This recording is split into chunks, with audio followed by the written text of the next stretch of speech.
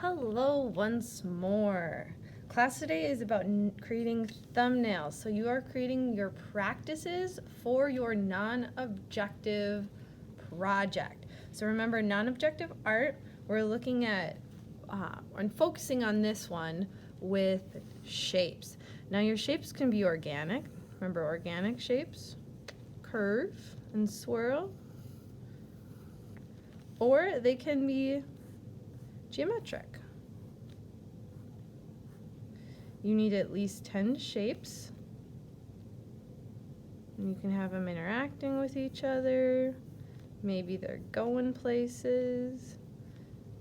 As you work, remember all the different techniques that we used to create space within our work. So working with different sizes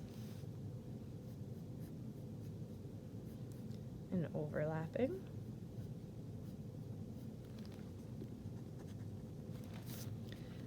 Eventually you will be choosing one of your thumbnails to shade, but right now this is all about coming up with an original idea and an original composition that you like. So just play around with some shapes. You need at least 10 in each of your boxes. So I definitely got 10 here with all my circles, but remember, you need to always be sure to fill up your space. And if I'm filling up my space, I'm probably gonna end up with more than 10 shapes, which is okay. How you utilize your space is going to be up to you. But here are some examples of how this could look.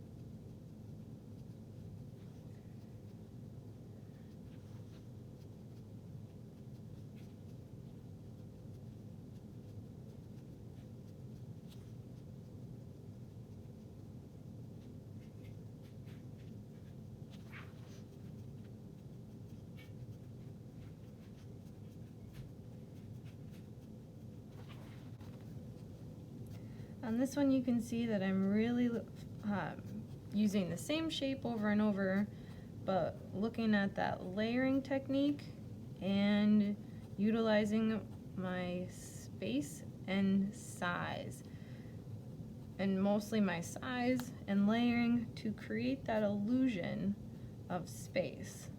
Okay, and it also is creating movement because you're looking around and it looks like it's going back as they get smaller and coming forward again.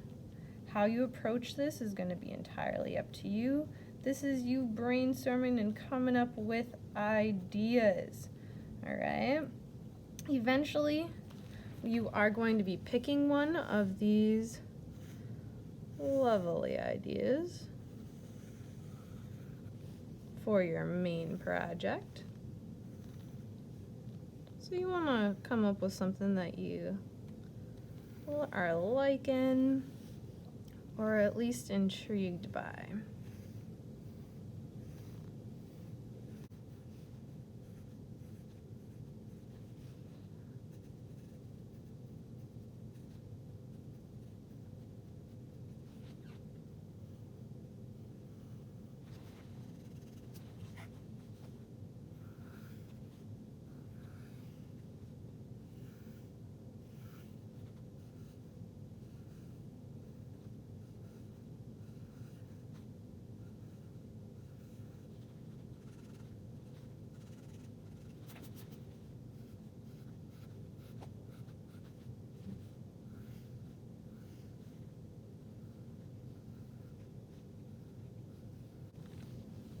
And if your designs go into another side or off the page, that is okay. Maybe you're just thinking. You can think outside the box. Nothing wrong with that.